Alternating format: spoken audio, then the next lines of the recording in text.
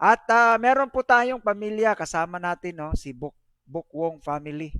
Itong Bukwong family po, mga kapatid, mga kaibigan, ay bago nating pamilya sa YouTube at saka sa FB.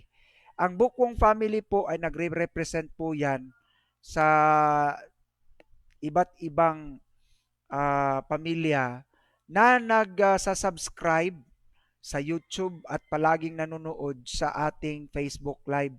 Kung hindi man kayo na-mention sa mga pamilya na palaging nandito, nung wala pang lockdown, ay kasali na kayo dyan, Bukwong family.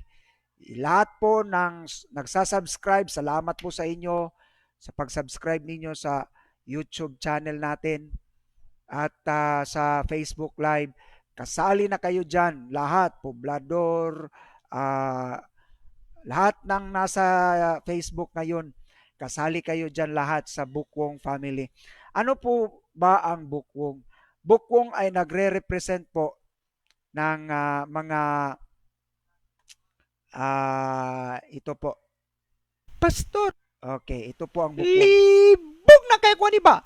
Tambok pata na pa virus ba? Unyag mamatay ko ani. Sangyawi ko ninyo ba? Okay, yun po ang friends, circle of friends ko na kung minsan na nagigilty po ako dahil hindi ko po sila nasharean kahit andyan lang sila mga kaibigan ko. Ah, Di natin alam yung mga sakit nila, kung aabutan sila ng sakit ng COVID.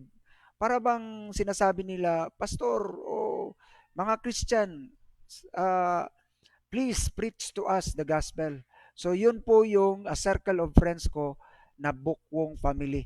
Meron po ibang pamilya, Pastor, ito po sila. kiklik na ko imong video ba? By grace ra to? Kung mao, mutuo jud ko ato ba? Kamo di mo mutuo. Basara gud ninyo na. For by grace, di ba? You have been saved through faith. And this is not your own doing. It is the gift of God, di ba? Not because of works, lest any man should boast. Naaramaday na.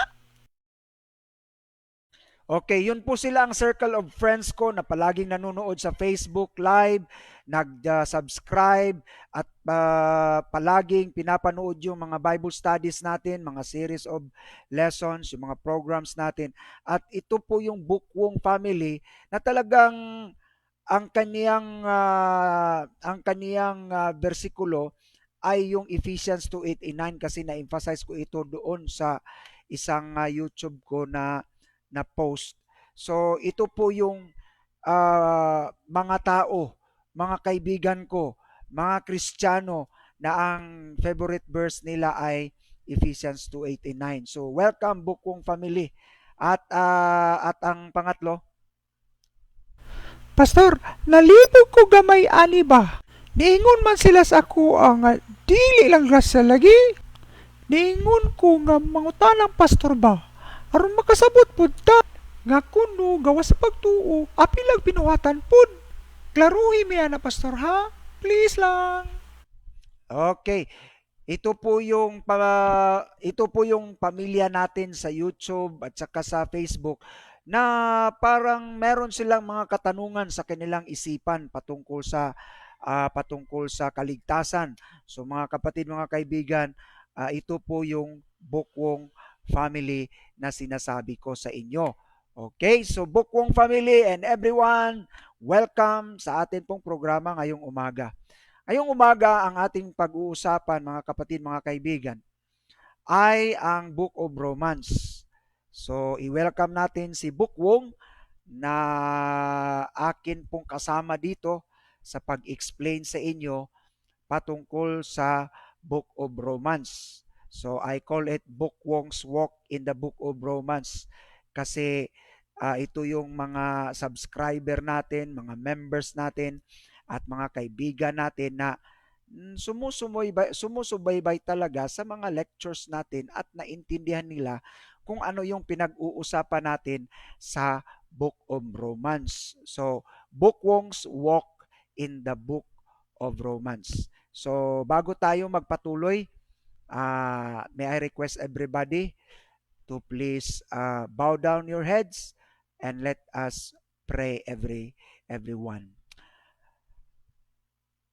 Panginoon, nagpapasalamat po kami ngayong umagang ito dahil sa napakagandang umaga na ibinigay niyo po sa amin, lalong-lalo na sa kalakasan na ibinigay mo sa amin bawat araw. At ang bawat araw na aming na-experience, Panginoon, ay talagang isang biyaya na nanggagaling sa iyo dahil kung hindi niyo po kami binibigyan ng biyaya araw-araw, ay wala po kaming buhay ngayon. Panginoon, kami po'y nananalangin, taos-pusong nananalangin, na bigyan niyo po kami ng kaalaman from you, Lord God, because wisdom from us ay kulang po, Panginoon. So we ask for your guidance and your blessing as we continue to study, O God, sa iyong salita, banal na salita. We ask your forgiveness. We ask that you will cleanse us from all unrighteousness para po ang iyong salita, Panginoon, ay may full access sa aming buhay.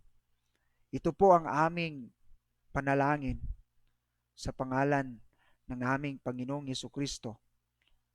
Amen. Okay. Ito po yung naintindihan ni Book Wong as he walked in the book of Romans. Okay, Book Wong are those people who are really following our study. So it represents you, all right, who are listening. At sinabi ko na kanina, itong si Book Wong, ang kaniyang daladala na bersikulo at ang daladala niyang salita, isang salita, no, galing sa bersikulo na yon ay ang salitang grace. Okay? Naintindihan niya kung ano yung salitang grace. May mga katanungan siya, pero ang salitang grace ay kanyang talagang pinahahawakan sa kanyang buhay. Okay? Book Wong understand the word cold. It's in the book of Romans. Alam niya na sa introduction pa lang ng Romans, andun na yung salitang cold. Ayoko nang ulit-ulitin ang mga bersikulo na yan. Just listen to my previous study. So, Book Wong understand cold is not just a mere invitation na pwede mong hindian. Ang cold is a appointment.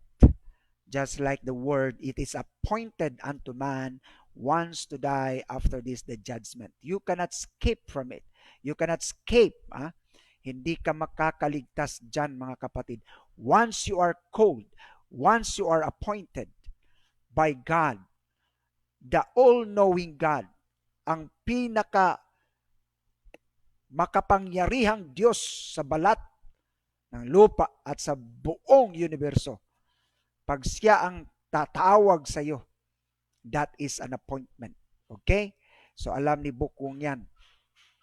So sa kanyang pananaliksik, kanya ring nalaman na sa Romans chapter 1, 21 to 22, ang ating kaisipan, ang ating pag-iisip, nagiging isa pong foolishness. Alright? Nagiging hangal. Alright? Walang wisdom ang atin pong isipan according to chapter 1, 21 and 22. At alam ni Book Wong yan. Okay, Book Wong. Tambuk nga nawong. Book Wong. So, muna siya si Book Wong. So, in other words, alam ni Book Wong yan. Kung ikaw si Book Wong, it represents people who really know that Romans chapter 1 and 22 and 21 and 22 speaks of a foolish mind. A blinded mind, a foolish thinking. Yun po yun. At alam din ni Bukong ang chapter 2, verse 5, na hindi lang foolish mind, kung hindi hardened heart, impenitent heart, no? Napakatigas na puso, kahit ano pang i-preach mo na salita ng Panginoon. Alam ni Bukwong na ang ating puso ay talagang deceitful above all things and desperately wicked. Alright? At alam niya, nakasali siya dyan. At ako rin, as a pastor, na tayo ay talaga sa harapan ng Panginoon, matitigas ang ulo at napakatigas ng ating mga isipan at puso. Alright? At alam din ni Bukwong sa chapter 3, naintindihan niya, verse 9 to 12, na there is no one, not even one, kahit isa, walang exempted, kahit sino ka pa. Alam ni Bukwong, kaya nga ang daladala niyang salita, kapatid, ay grace, kasi alam niya, kahit siya, kahit ako, no, not even one. Yan si Bukwong, naintindihan niya yan. Kapatid, mga kaibigan. At alam niya that we are short, fall short in the glory of God according to chapter 3 verse 23. Okay, nasa Book of Romans lahat yan. Alam ni Bukwong na because of the foolishness of the mind, the hard heart, impenitent heart, at no one did seek and understand God in the sight of God. No one is perfect, not even one. That is why in the sight of God, we all fall short to the glory of God. Naintindihan din ni Bukwong yan, kapatid, kaibigan. Kahit na po si Kristo ay namatay, kahit na po siya ay isacrifice doon sa cross, yung kanyang crucifixion, mga kapatid, mga kaibigan,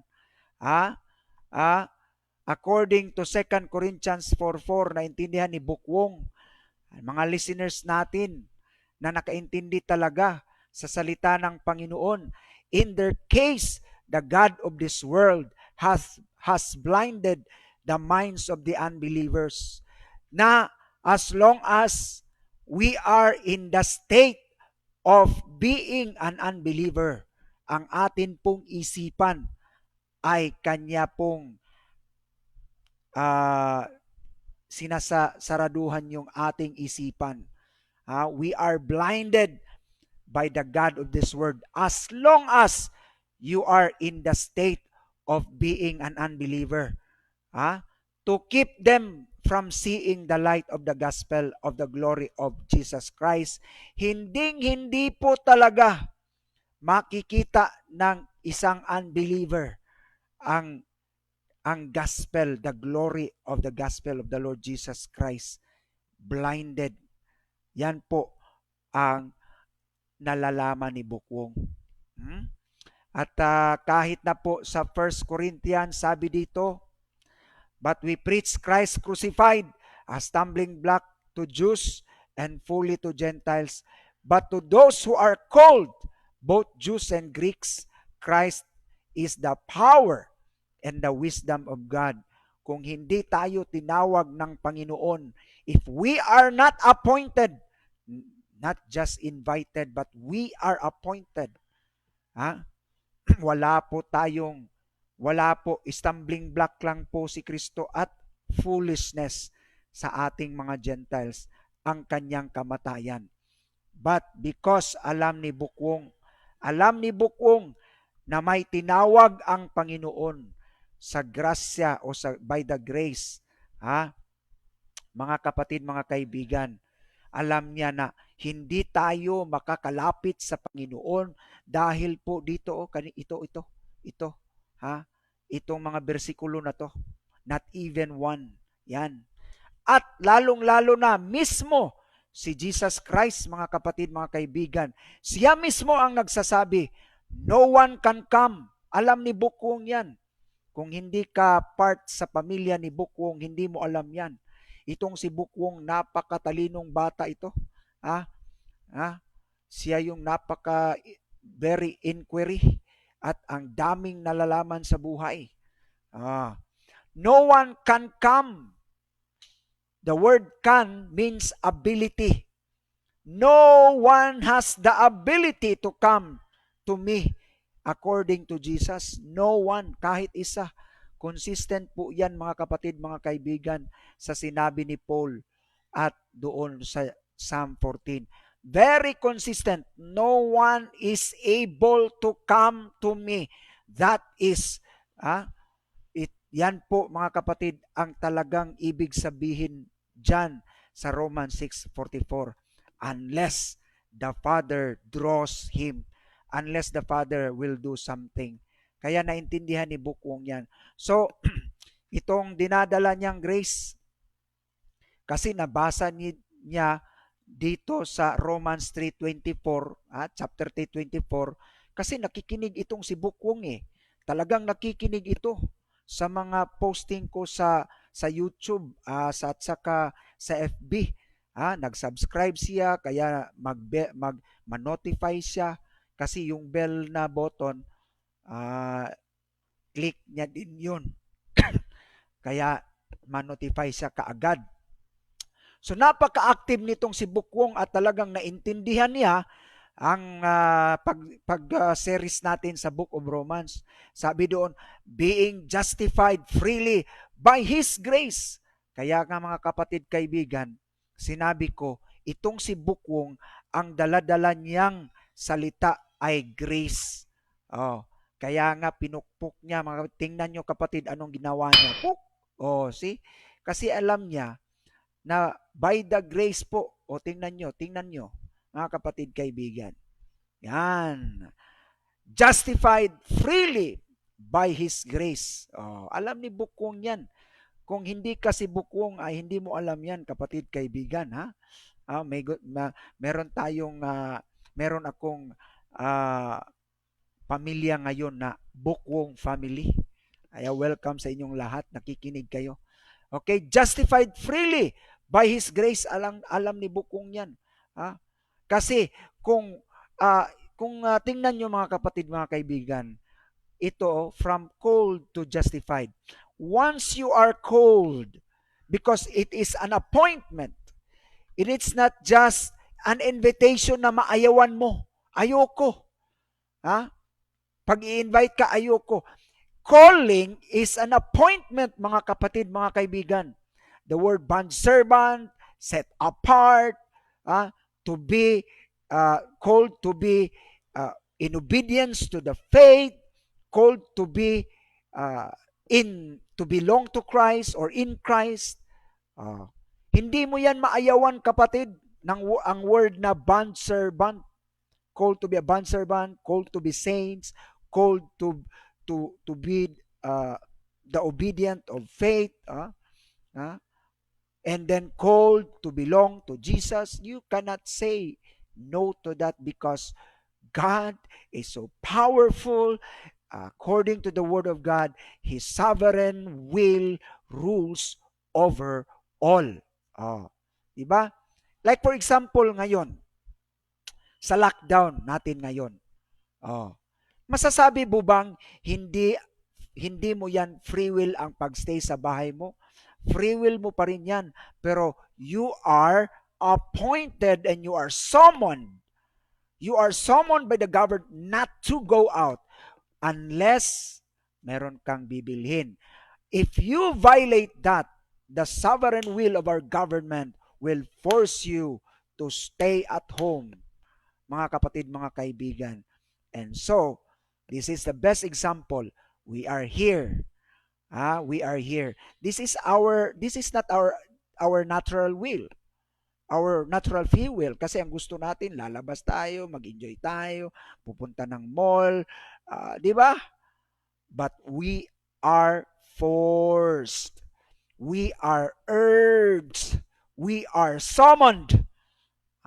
We are appointed to do that by the sovereign will. And that is the picture of this, mga kapatid, mga kaibigan. All who are called will be justified. Kita nyo yan, kapatid, mga kaibigan? At alam ni Bukwong yan. Alam ni Bukwong yan. Kaya nga, ang masasabi ni Bukwong sa Romans 1:16, si Bukwong ay ang Kristiyano na nakikinig talaga sa series natin at naintindihan niya ang Book of Romans. Kaya nga masasabi ni Bukwong, for I am not ashamed of the gospel. It is the power of God for salvation to everyone who has faith, to the Jew first and also to the Greeks o to the Greek. So, hindi na tayo mahihiya, hindi na tayo mapahiya, at hindi na po tayo mag-alinlangan na pupunta sa mga lugar, sa mga cannibal nations, sa mga atheists, because we all know, according to the Word of God, God called every tribe, every nation, every languages. And God prepared somebody there. God called somebody there. At kahit na mga kaibigan, kapatid, tayo ay mamamatay in preaching the gospel, alam natin at natin mga kapatid that we are not ashamed to that because God called. And because God called, it is not foolishness, it is not stumbling block, but it is the power of God. It is the wisdom of God unto salvation to everyone who has faith. Kaya kapatid, mga kaibigan, the plan of God will always prevail. Mga kapatid, mga kaibigan. Nung una pa, doon pa sa Ehipto, the 10 plagues are God's manifestation of power, of His power. Hindi kayo maniniwala, itong ibigay ko sa inyo. Bang, bang, bang. See?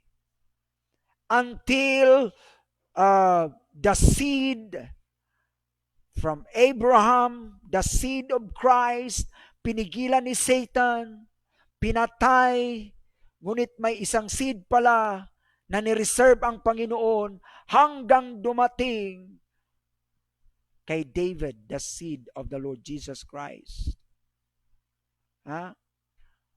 Hanggang si Jesus Christ was born. Pinigilan ni Satan yan. But he cannot stop the sovereign power and plan of God. Kaya pag tinawag kanya kapatid, kaibigan, ay talagang i-justify kanya. Freely by His grace. At naintindihan niya ni Bukwong, my new family in FB and in the YouTube. Yung mga tao, si Bukwong po ay kasama ko, siya po ang nakaintindi talaga sa mga nai-explain ko na. Kaya siya yung palaging starring dito sa aking mga posting. Okay?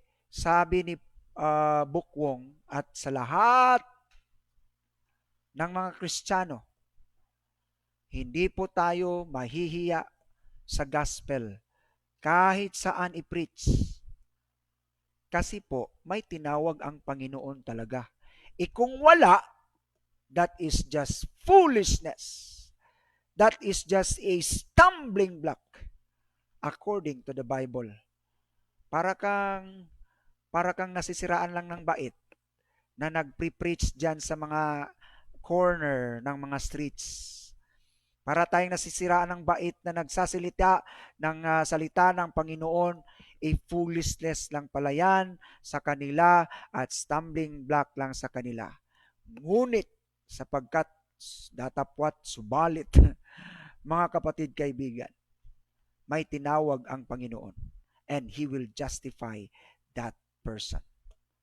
Kagaya ni Bukwong, lahat ng tinawag at na-justify at lahat ng naghahawak o humahawak ng salitang grace in Ephesians chapter 2:89 ay pamilya ni Bukwong.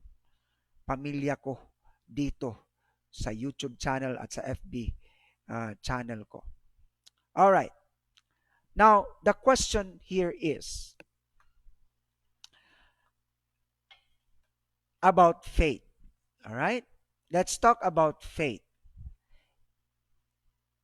Dito si Bukwong, alam ko si Bukwong ang Bukwong family na divide ito ngayon. Ano ba ang faith? Is it our ability to refuse, to accept, to respond to the calling of God, or is it a gift? A gift of God for you to respond positively to His calling. Ayun po kapatid mga kaibigan, ang maano na naman natin dito kapatid. Alam ko naman na itong si Bukwong, very inquisitive ito. So magtatanong na naman ito, Pastor. Ano ba ang faith, Pastor? Is it our own ability to respond? Yes or no? To the calling of God? Or is it is a gift from God for us to respond positively to the calling of God? O, saan yan dyan? To everyone who has faith. And what kind of faith is this? Ito ba yung pananampalataya na galing sa iyo na you have the right to say no and yes when God called you? Ayoko, Panginoon, ayoko. Ayokong maligtas, ayokong lumapit sa iyo. Ganon. Pag ang plano ng Panginoon, gagamitin kita. Magiging apostle ka, Pablo. Sabi ni Pablo, hindi, papatayin ko ang lahat ng naniniwala sa iyo. Papatayin ko. Pagdating doon sa road of Damascus, sabi niya sa Sanhedrin, bigyan mo ako ng letter. Para saan ito, Pablo? Letter consenting me to kill all the Christians. That is my free will. Patayin ko sila lahat. Ayoko maniwala kay Kristo. On the road of Damascus, sabi ng Panginoon, Pablo, tinawag kita. I've called you. Kaya, pumarito ka. Hindi. Sige. Magiging, ano ka? Sa Bisaya, buta. Ano sa Tagalog yan? Bulag. Magiging bulag ka. Pagkabulag niya, nadinig niya ang boses ng Panginoon, Saulo, Saulo. Sabi niya, Panginoon, anong gagawin ko? See? The plan of God, the calling of God will prevail. So dyan mga kapatid, mga kaibigan, dyan pa lang, sa writer pa lang ng Book of Romans, kapatid? Kasi ang writer ng Book of Romans, si Paul. Saan pa tayo kukuha ng example? Di sa writer na rin, di ba? So, ang daming sumasakit na tinga ngayon. At saka parang yung mga mata lumalaki na. Kasi ayaw nilang marinig yun. Pero itong si Bukwong, napaka-humble na tao ito. Makikinig ito. Alright. So we are now in Romans chapter 4. Kasi natapos natin ang Romans chapter 3. And that's the walk of Bukwong in the book of Romans. Yun yung naintindihan niya, mga kapatid, mga kaibigan. Sa sa Romans chapter 1, 2, and 3. Now, because we are entering chapter 4, it talks about faith of Abraham. Bago tayo pupunta sa sagot, bago tayo pupunta sa pagtingin verse by verse o by passage sa Romans chapter 4, atin pong alamin kung ano talaga yung ginawa ni Paul sa I mean ni Abraham sa buhay niya doon sa Old Testament. Let's go to that. All right? So bago tayo pumunta diyan, okay? O, ito na yung si Pacquiao at si Morales. Kasi merong conflict sa Romans at saka James eh. Kasi we are now in Romans chapter 4 at ito yung pinaka-conflicting verse sa Bible, ang Romans at James. Kasi sabi sa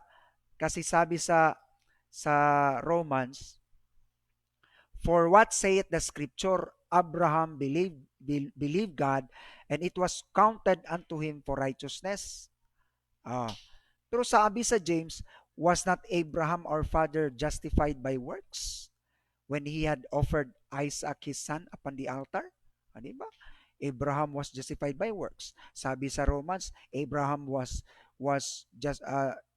justified by faith, counted for him righteousness without works. Yun yung sa Romans chapter 4. So yun yung pag-uusapan natin bago tayo pumunta diyan mga kapatid. Let's pause for a while and let us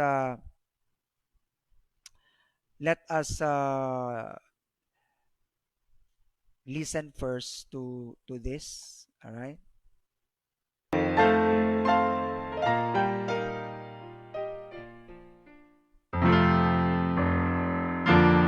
Let's have a break first.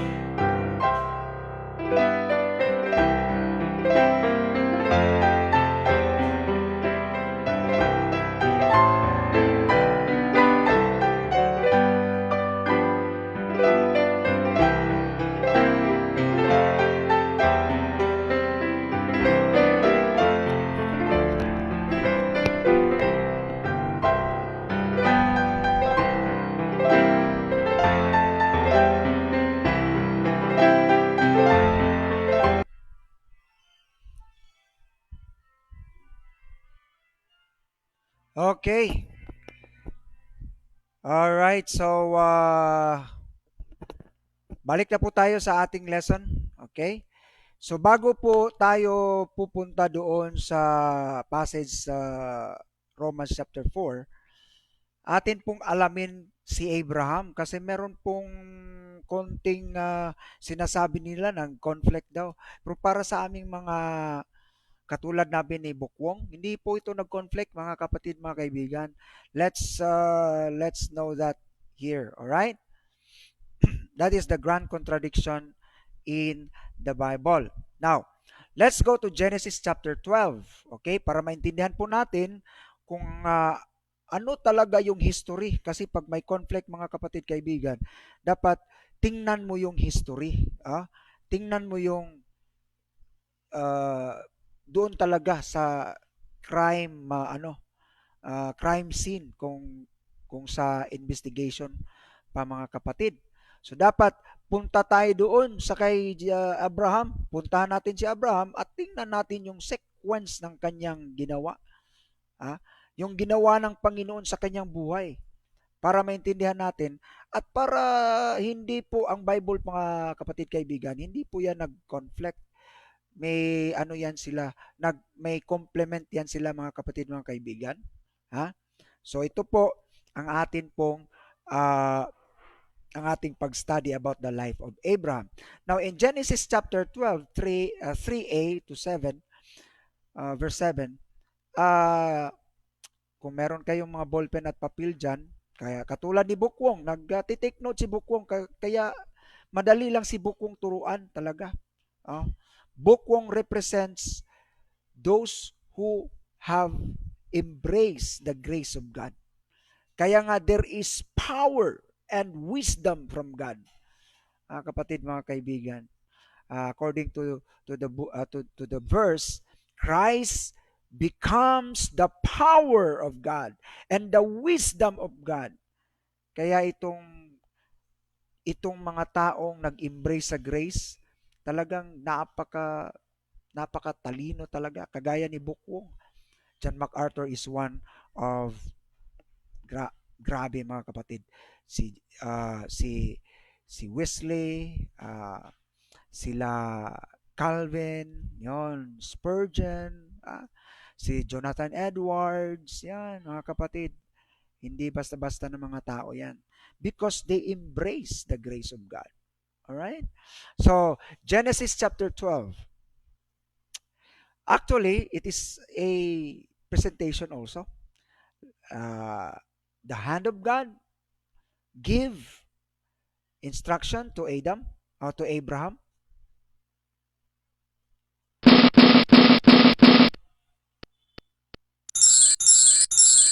Anong sabi niya, mga kapatid? I will make thee a great nation. Unto thy seed will I give this land. Kung ako si Abraham, ano bang pakiko? Ha? Ha? Ano bang pakiko? Ano ba to?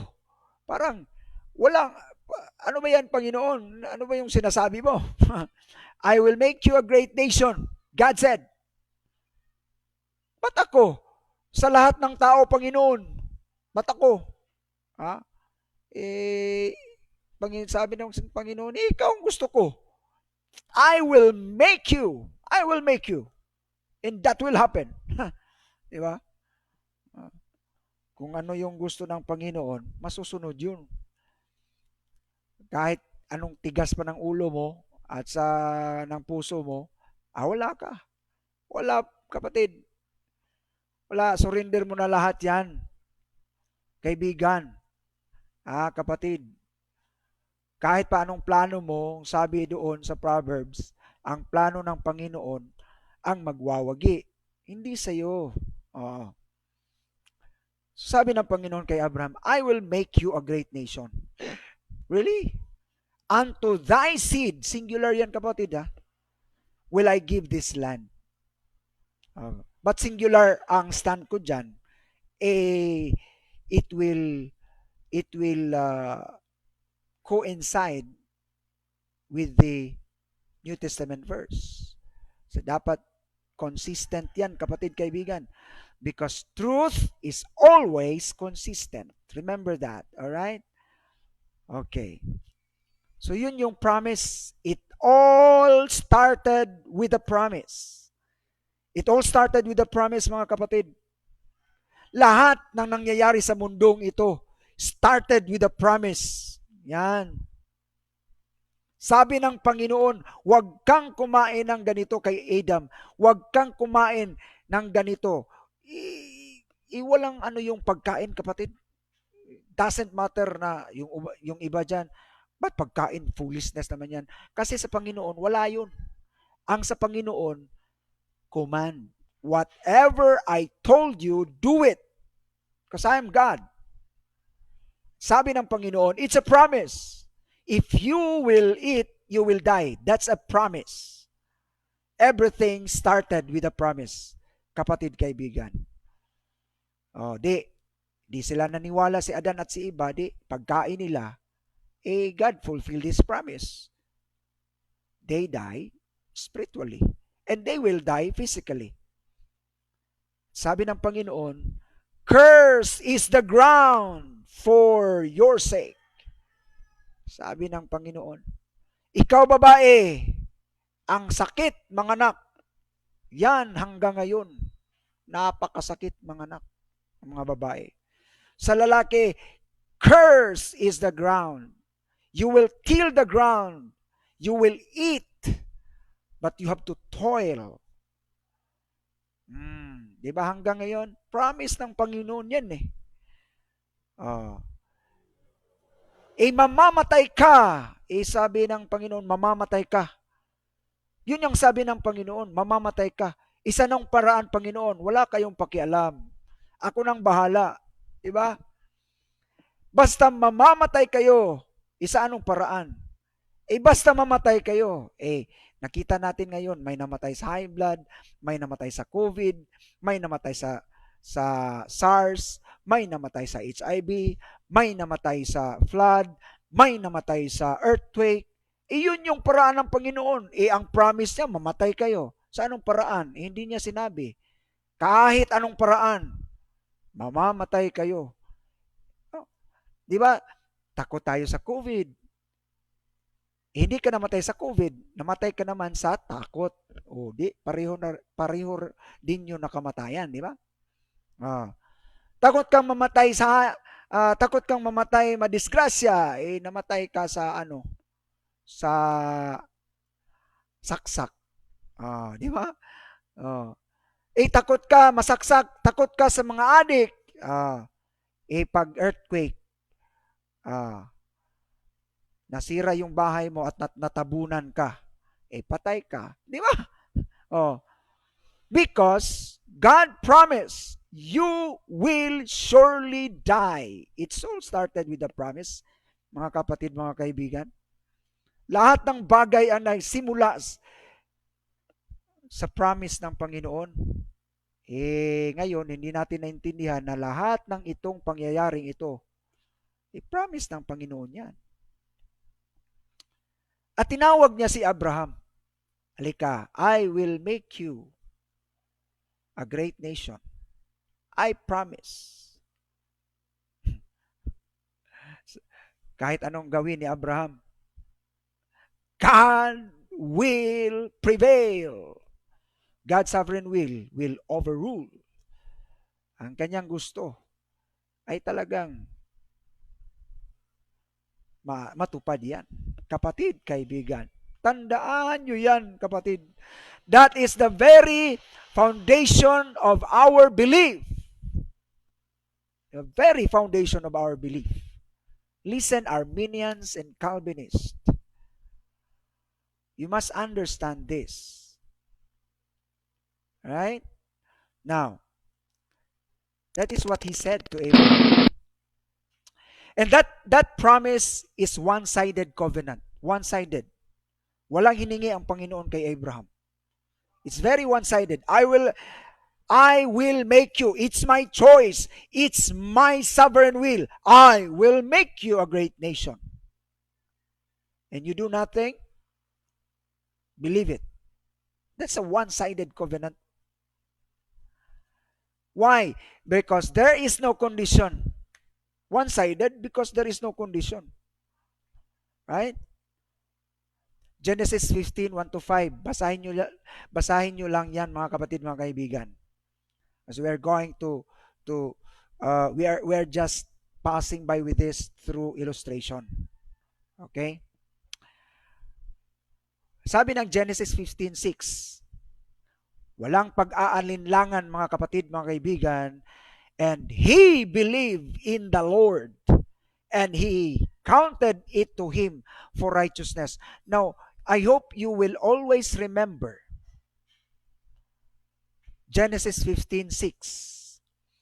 Abraham believed the Lord, and that was the time he counted it to him. Past tense po ha, mga kapatid, kaibigan. He counted it to him for righteousness. In Genesis 15 verse 6. Kasi importante yan sa ating pag-aaral. God believed, faith, walang pag-aalinlangan, walang kahit anong tanong, kahit man lang, Lord, di ba?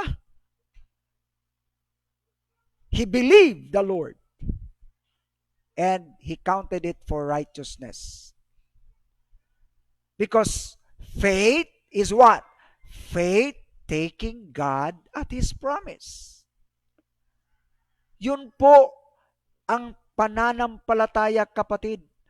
Taking God at His promise. Taking God at His promise. Oh, kung ano yung promise ng Panginoon, take that. Oh, wala tayong pananampalataya, wala tayong paniniwalaan kung walang promise. Napaka-illogical naman, kapatid, ano? Ha? Anong paniniwalaan mo? Wala naman akong promise sa'yo. Oh, di ba? So faith is always connected with the promise. So faith is taking God at His promise. So Abraham took the promise and put the promise into his heart. He believed God, and that is why God counted it for righteousness to Abraham.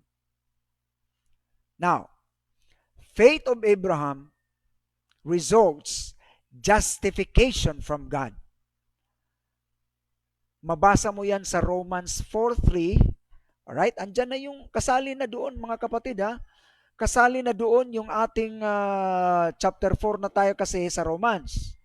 I am just combining it with the reality there sa Genesis, where Abraham was actually living.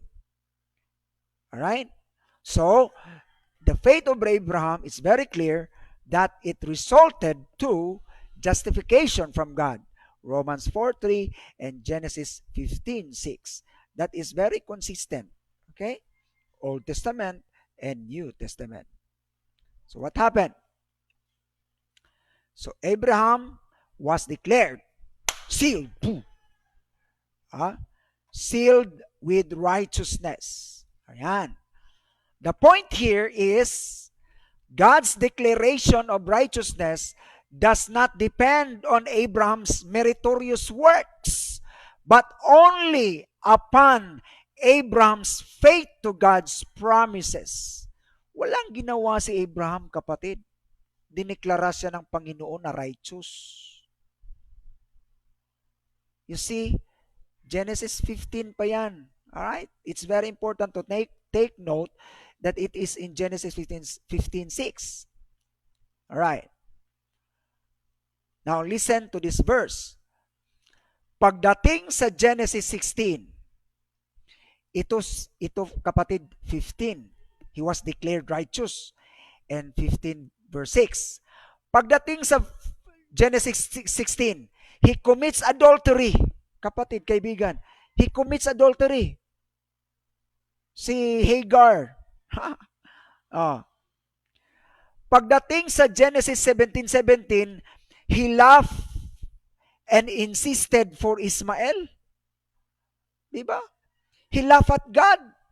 Tinawanan niya yung Panginoon. And he insisted for Ismael.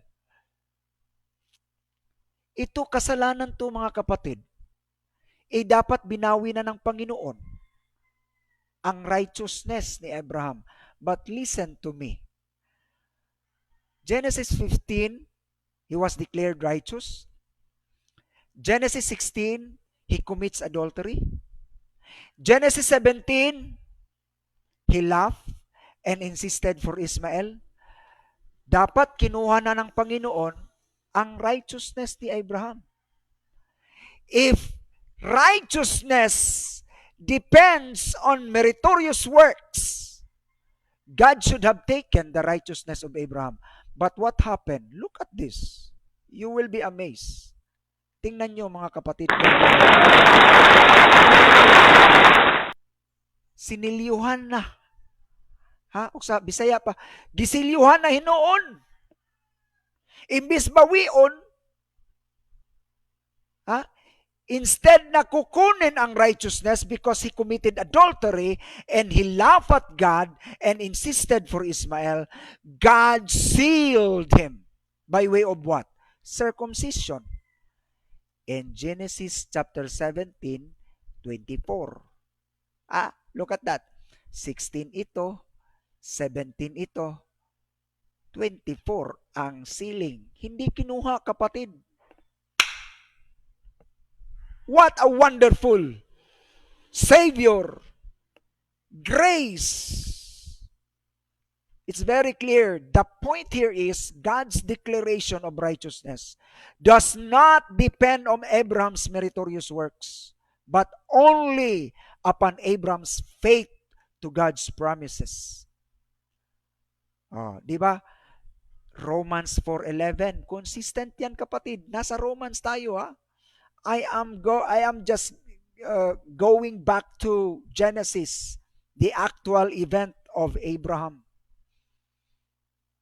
So, ang sealing na nangyari, kapatid, after nakakumit ng adultery, after siya tinawanan niyang Panginoon, the sealing, the circumcision, because circumcision is a sign of sealing. So yan, kapatid, kaibigan, sana naintindihan natin po. Now, the word seal is phragis. In Greek, it means security, permanency. Secure and permanent. Yun po yung seal, phragis.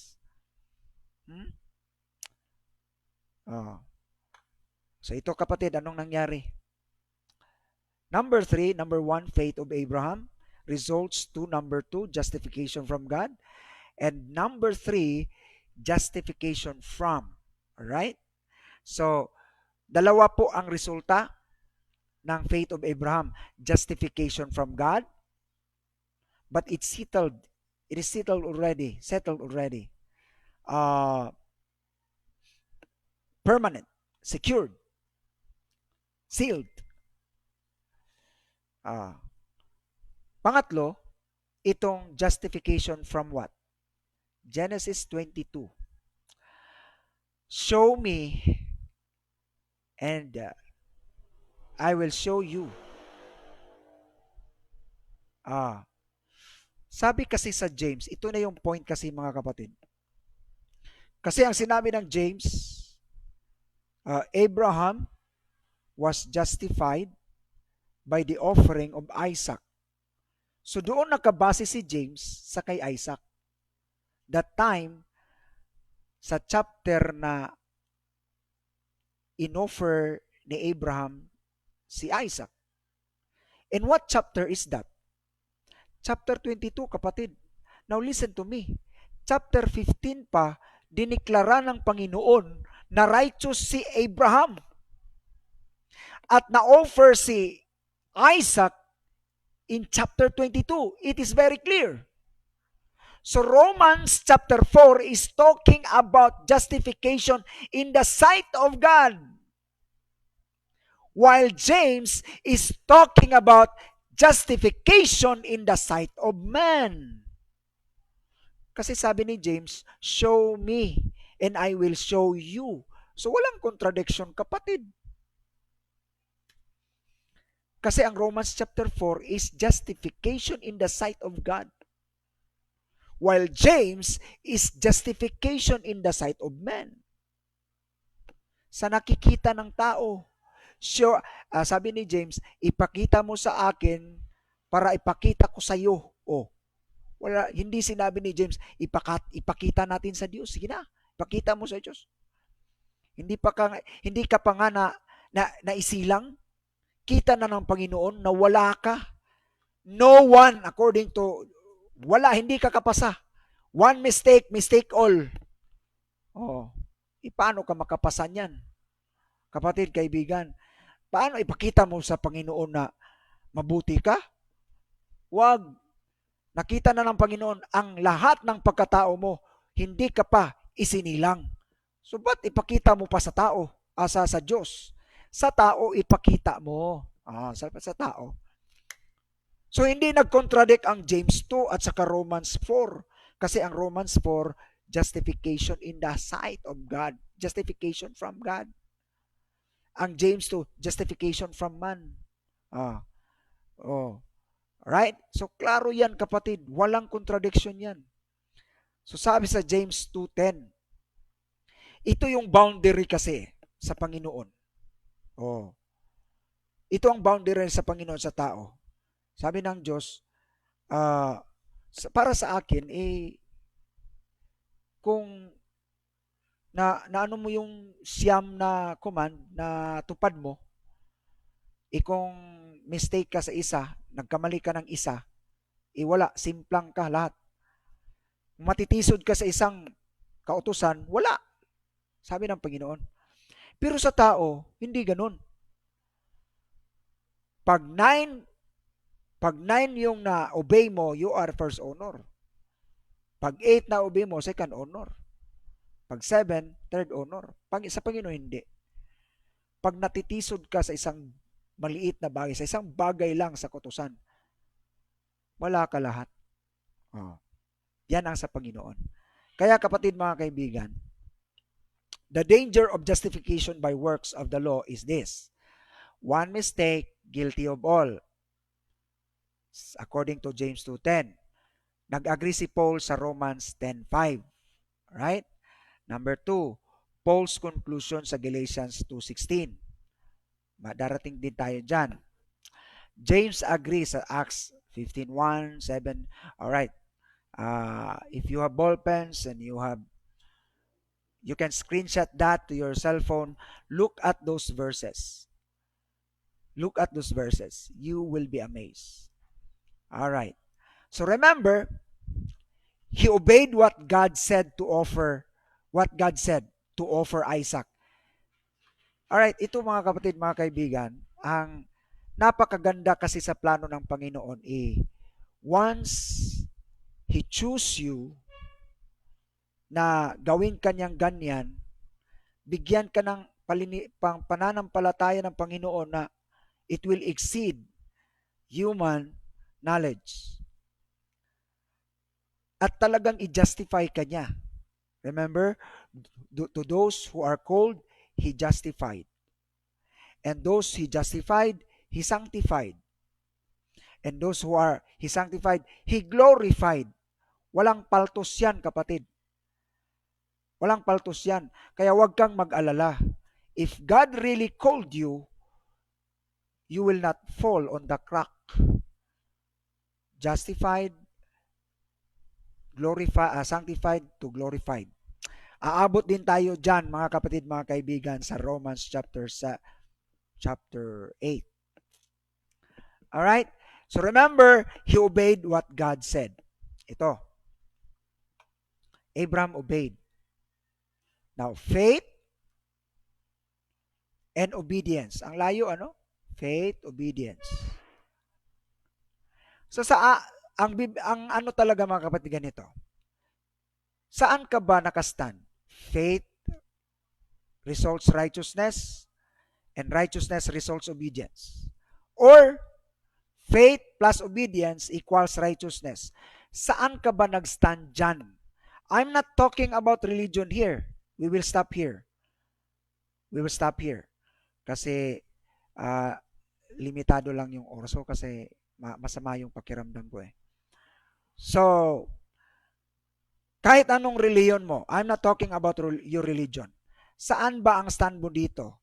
Ito, faith results righteousness and righteousness results obedience.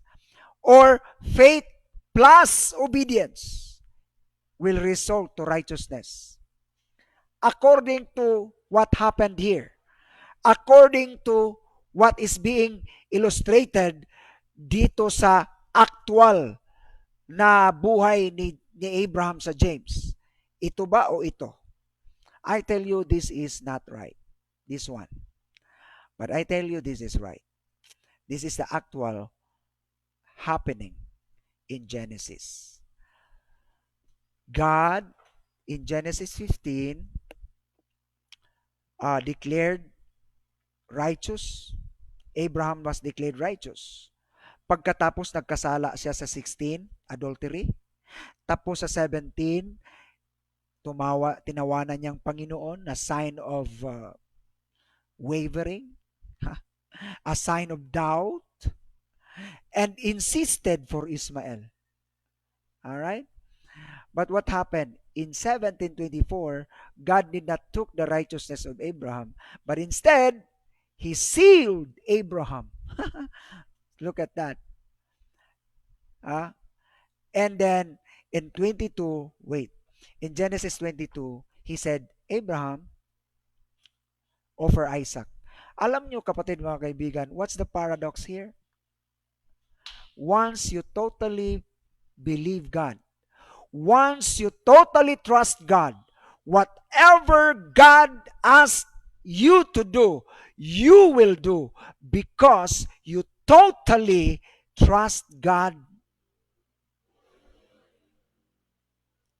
Oh.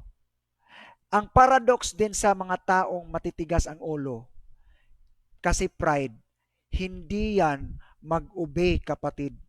Hindi yan rebellious yan kapatid kaibigan. Ito yung mga tao, ito yung mga Kristiyano, ito yung mga citizens sa ating bayan na napaka-rebellious. Kasi walang paniniwala sa Panginoon, na walang total trust sa Panginoon. Itong si Abraham, grabe Abraham, gawin kitang ganito. O sige Lord, I believe you.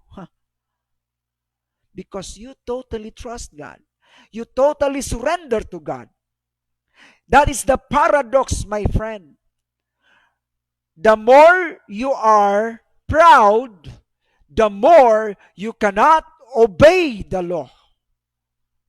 The more you humble yourself, the more you obey the law.